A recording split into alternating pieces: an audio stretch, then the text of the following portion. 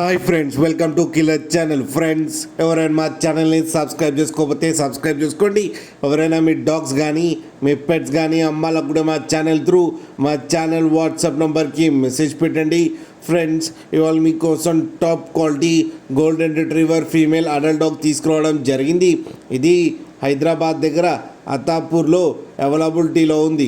And దీని owner ఏం చెప్పారంటే, వీలైతే ట్రాన్స్పోర్టేషన్ ఫెసిలిటీ అయితే ఒక 5 కిలోమీటర్స్ దాకా అయితే ప్రొవైడ్ చేయగలమని చెప్పడం జరిగింది.